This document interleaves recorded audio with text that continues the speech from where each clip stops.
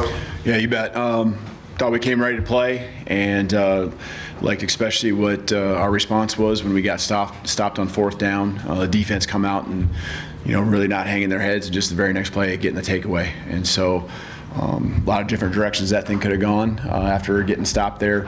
Offense takes over, takes advantage of it, and moves the ball down the field. So that was really good to see the response to some adversity there.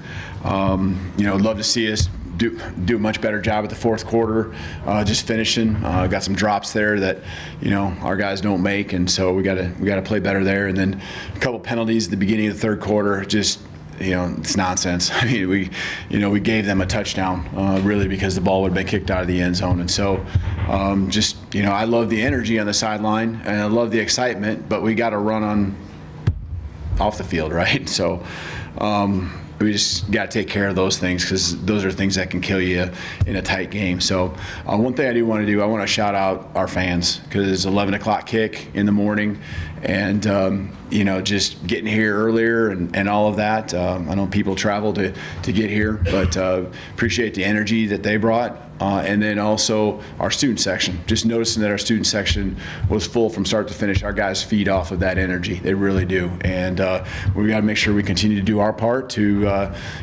make them, give them something to cheer about. So do appreciate them there. So zero turnovers again, doing a good job, high priority of ball security, taking care of the football, and a couple more takeaways. So just again, guys, got more pressure on the quarterback with the sacks, and so just I thought it was a good team game. Obviously, there's some things we got to clean up with the penalties in particular. Thanks, Coach. Let's start with Nick on the left.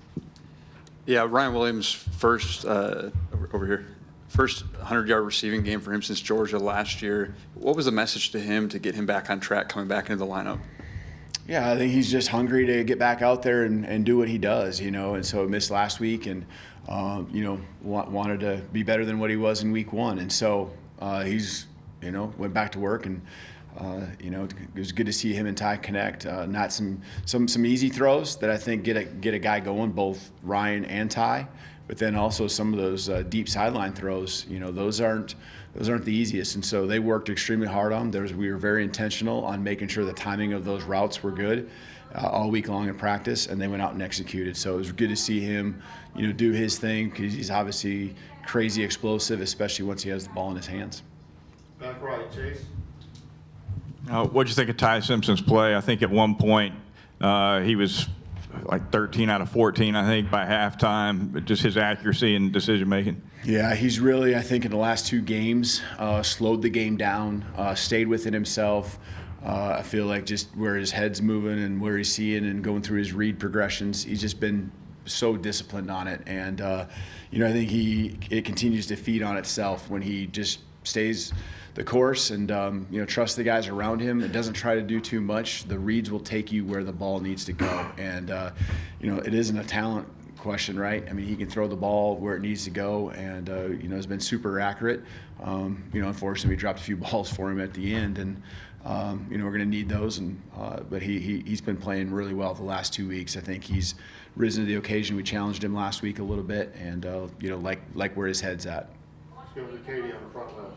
Just building off that question, what kind of chemistry have you seen Ty be able to develop with the skill players on offense that he's had nearly 90% completion over the last two games? Yeah, they know that if they run their route hard, they're going to get the ball, right? And so they're flying around, doing their thing. What I really love, too, about the core right now is there's an unselfishness about it that's developing. And guys know that, hey, I might not be the primary, but I'm going to do my job, and then someone else might get the ball, and the next time it's going to come their way.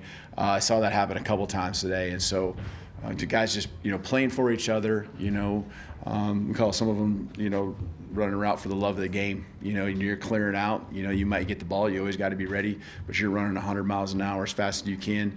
Someone else coming underneath. I think Germ's touchdown that he had over the middle would be a great example of that, and us blowing out the secondary there and opening up that seam. Emily Grace in the middle. Coach, what is your kind of immediate focal point that you want to hit on heading into the bye? I know you haven't had a chance to look at film, but what's kind of striking to you that you want to build off of? Yeah, don't let off the gas. That's where we're at right now. We're just Very intentional.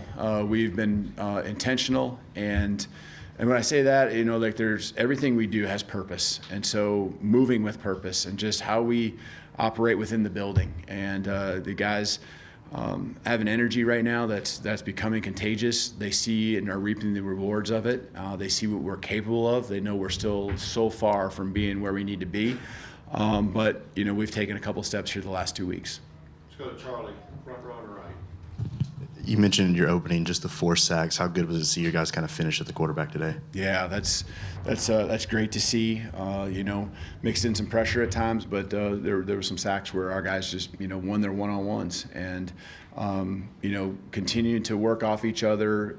There's a couple times the quarterback when they pass, there's going to be times where there's a lane that opens up, and they got good football players too. But for the most part, I thought we were there, and it was next guy running to the ball carrier, running to the quarterback, and so just continue to harass and over and over and over, just being present. So I love the effort that the guys gave.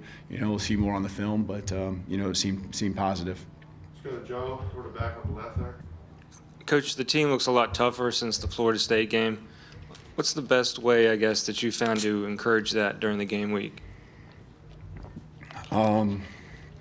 Yeah, I think we understand what we're capable of doing, and I think there's those older guys that have stepped up in their leadership role, and there's younger guys that got a feel of it in that first game and understood that it doesn't just happen by itself. You got to make it happen. You got to go will it to happen, and you don't just will it to happen on Saturdays. You got to will it to happen during the course of the week. And so, Tuesday morning, you got to show up, and you got to do your job. And I just keep asking the guys when that alarm clock goes off, we're popping up on a bed, and we got a purpose, and that's to go practice today, to go play, and we just got to keep that urgency that I feel like our guys have right now.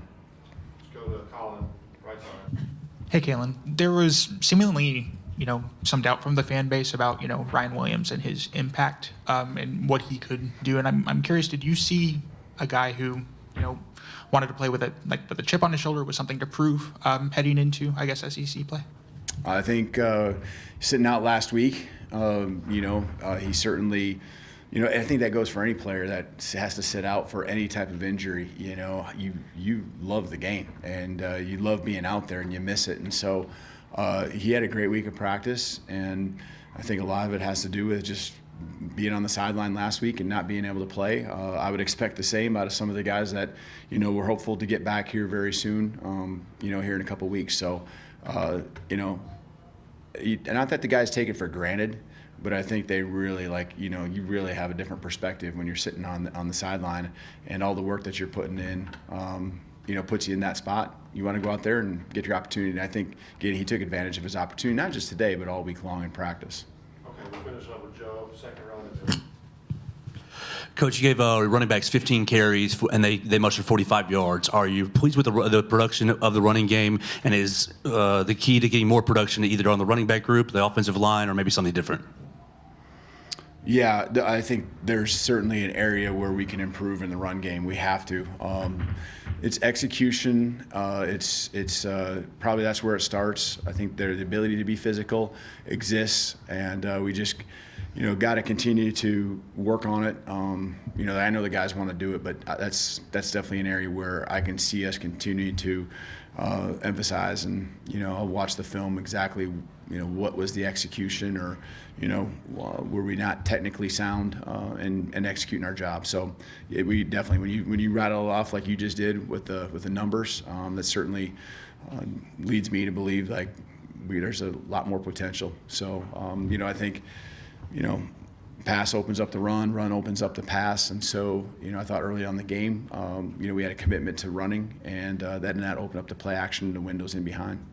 Thank you, Coach. You bet. Thank you.